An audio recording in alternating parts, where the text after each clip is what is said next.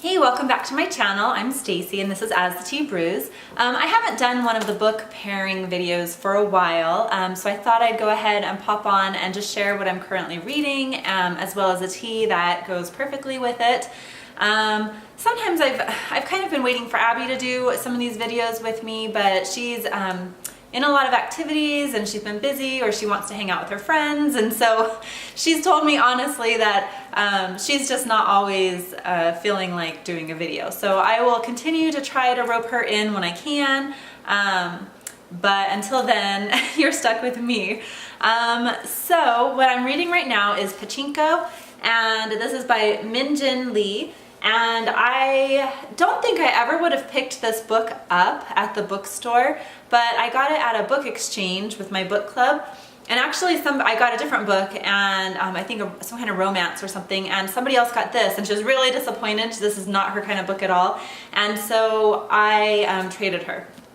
And so this is historical fiction, and it starts in the early 1900s with a Korean family, and they start out in Korea and then they end up through the generations end up living in Japan, as a Korean family in Japan, and the struggles and hardships and things that they face through their lives from each generation to each generation. And so it's interesting because it just spans such a great number of years, and it has a variety of characters in it, all within the same family from the same ancestral roots.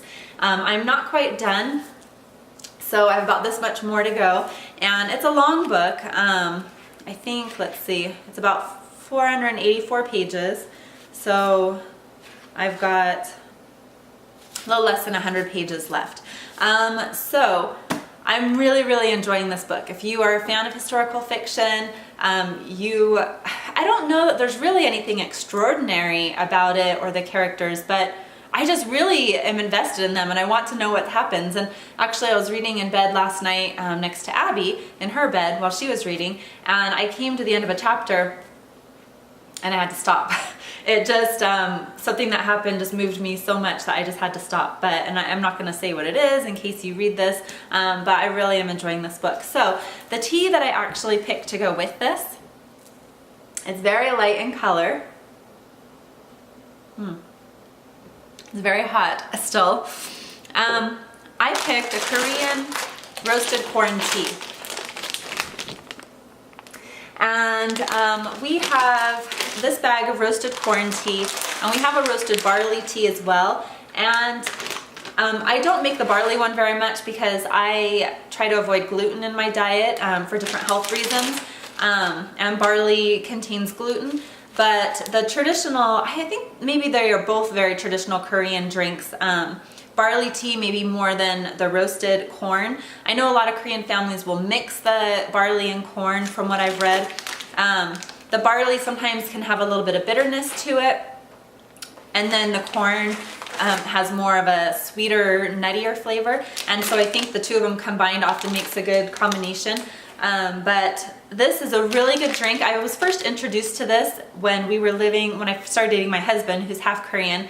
And we were living in Southern California, and we'd go to some Korean restaurants, and instead of serving water, they'd always serve, I think it was warm, it might have been ice sometimes, barley tea. And they served that instead of water, and it was just a very light, kind of nutty, roasted tea, and it's not strong, there's no caffeine in it. It's just, I think they call it a tisane. I don't know if I'm saying that correctly, when it's just a tea brewed from fruits or vegetables. And it was just delicious with your meal. It's a very savory, nice tea to drink alone or with a meal. And I tend to forget about it sometimes, but sometimes we'll make it at like a big pot of it and share it at dinner time. The kids really like both the corn and the barley. They're very similar. But basically you can't infuse it like a regular tea. I think they do make more instant versions that you can just pour boiling water over and steep it for a few minutes. But with these the roasted corn and barley, when they're the whole pieces of corn and barley, you actually need to boil it in the pan for about 5 or so minutes to get the flavor out, and then you strain it.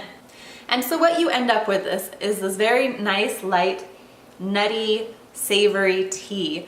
And when I was doing just a little bit of research, I read that this tea is supposed to be very good for your digestion and to help flush your kidneys. But I came across one blog and they despised this tea. They thought it was awful. And you know, everybody has their own opinion. Everybody has their own likes and dislikes. This is a very widely consumed tea in Korea, and so I figured that many people can't be wrong. Maybe it's an acquired taste. I really enjoy this. I forget how much I actually like this one. It's just got this like light, nutty sweetness to it, and it's so good. And in the book, the families, you know, they're always making tea. No matter how rich or poor they are, they're always serving tea, and they don't always say what kind. I think barley tea is mentioned in here. They don't always say what kind, but just knowing that this is a very common drink in Korea, I would guess that they are often drinking the roasted barley or roasted corn tea. So I love this tea. For the big bags of it, they're 1 pound bags. I got them at the Asian market, and they were only, I think I was just there today picking up some tapioca pearls. I want to make some boba drinks. And they were, I think, $1.67 for the big bag. So that's a pretty good deal. And you only need a tablespoon of the kernels to make a few cups of tea. So that's my book pairing and tea pairing for today. What are you reading? What are you drinking? Let me know in the comments below. I'll see you next time. Bye.